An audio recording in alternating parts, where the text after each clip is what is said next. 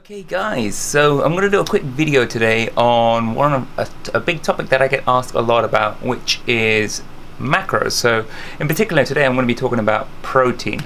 Now you've probably heard the word protein being thrown at you a lot from personal trainers to these adverts for supplementation to the local meathead as well, telling you about protein. Hey, I got you guys a protein shake. Awesome, I love protein. I know you love protein. I love protein too. Yeah, protein rocks. Are you guys talking about protein? I love protein. I love protein too. We know you love protein. Protein rocks. Awesome. Protein rocks. Protein. Head as well, telling you about protein. But what is protein?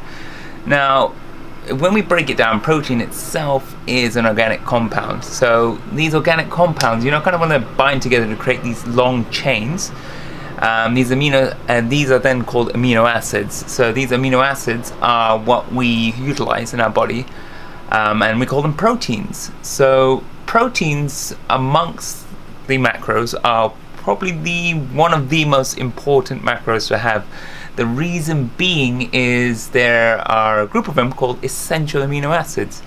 And what that actually means is that these amino acids our body is unable to produce. So through evolution, our bodies have decided that we get sufficient from our nutrition. So we either due to natural selection or due to just the body optimizing, the body has decided that it will no longer produce these proteins. So these amino acids that are essential, we have to get through our nutrition. So without them, we're dead. In other words, keep it simple as that. So there's 9 of them in particular, and they are I'm not the great at pronouncing the words, but they're phenylene, valine, taurine, tryptophan, methionine, leucine, isoleucine, lysine, and histine. So in other words, a lot of enes. So in other words, we just got to make sure we are getting this from our nutrition. So what do proteins actually do? So so we know they're organic compounds, we know we need them, but proteins are involved in a wide range of our body functions. For one, in fitness, growth happens with protein. Of course, muscles are built of more protein fibers. It's like building a house. If you're gonna, demolish it, that's great. That's what we do at the gym. We break down these muscle fibers, but you require the protein, these amino acids, to help build them back up again. So, from the body's growth to tissue repair to dealing with the upkeep in general, protein is something we need to make sure we are getting. Now, protein can also, this is one thing which is great, a diet that has a high level of protein has actually been shown to aid in fat loss as well. For one of the reasons is that it helps stimulate the metabolic rate as well. The second is it helps you feel satiated, so that full sensation for longer. So you'll notice somebody who has a protein-rich diet, isn't as hungry as somebody who has maybe a carbohydrate-rich diet. At the same time, that person who's getting a protein-rich diet is getting that, essential amino acids, those proteins that we absolutely need. So I'll quickly go over then, where the hell do we get these proteins from? Okay, so we know we need them. We know that they're going to help us build muscle and lose fat and keep us full and healthy. So where can we get them from? All right, so if you guys and girls out there are like me, are meat eater, it's very simple. We can get them from white meats. So white meats are going to be stuff like our chicken breast, our turkey breast, ideally skinless, because then you have a little less fat in there. But even skinned has its benefits, because you do have collagen in the skin as well, and you obviously fats. So just leave it down to your nutrition plan. So whether you're going to have a higher fat intake or if you're looking for a little bit more of a lean, clean protein. Another great source is red meats. So stuff like lean cuts of beef and steak are really great. Ideally, personally, I always go for 5%, but a lot of people can go for 10-15% lean or leanish beef mince and beef fine as well. Again, depending on what kind of nutrition plan you're on, it's kind of what you need to go for. One of the best and the sources of protein with one of the highest bioavailabilities is egg whites. Egg whites are phenomenal. They absorb within 20 to 30 minutes of eating them. So egg whites fantastic. Remember, the egg yolks also have protein in them as well, but they also have fat and cholesterol, which we'll go over in another video when we talk about fats.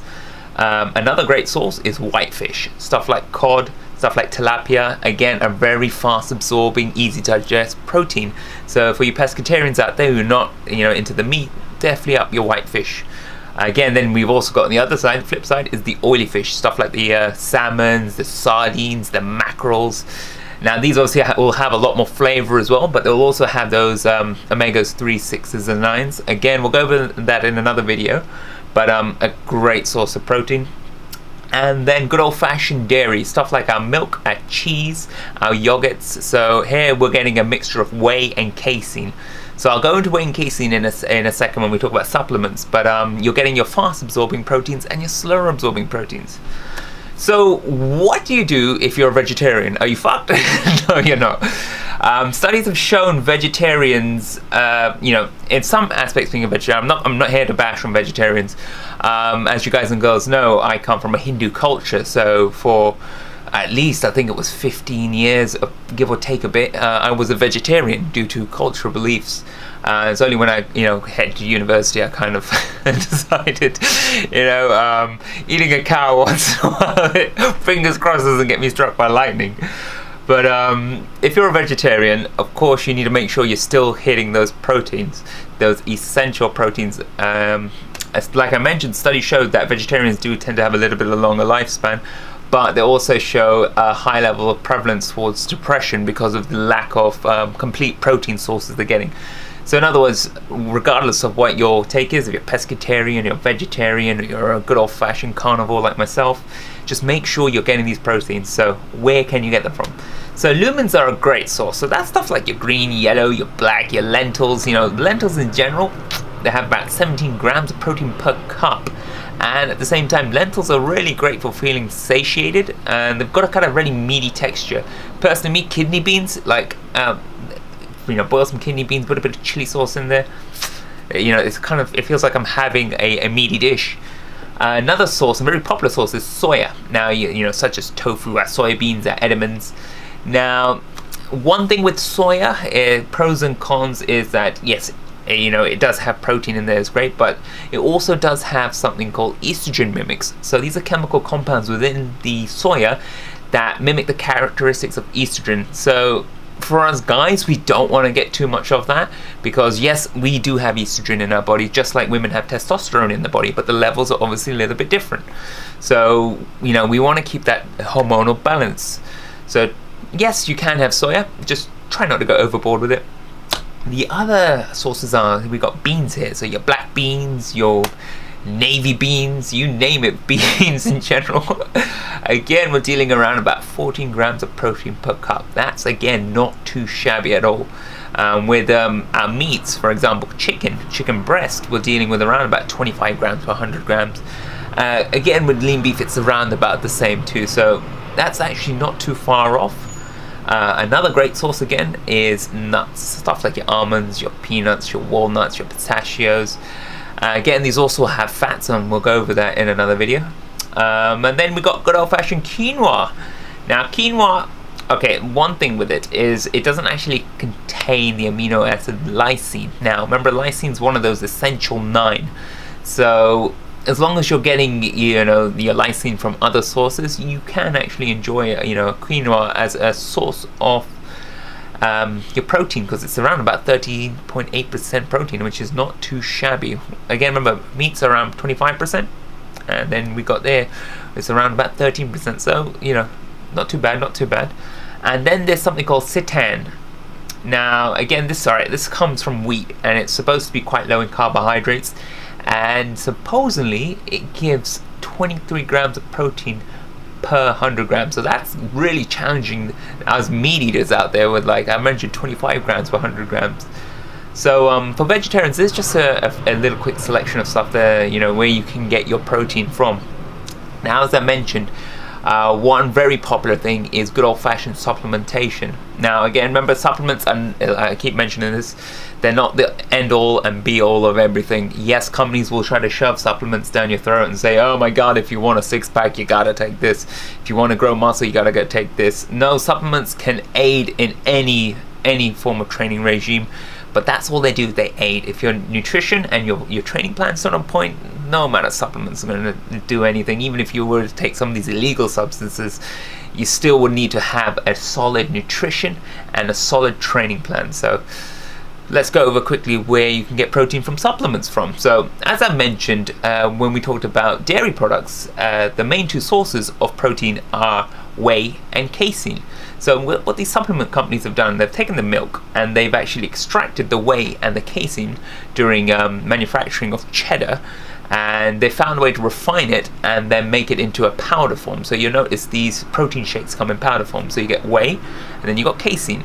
Now whey comes in two forms, whey isolate and whey, they call it impact whey for my protein, or they call it concentrate for some of them. So what's really the difference and which one should you be going for? Now first of all, the whey isolate is usually priced a lot higher. Reason being is that they refined it a little bit more to lead to a high level of absorption. And where the whey concentrate is more or less the whole concentrate. So in there you're going to have something called lactose.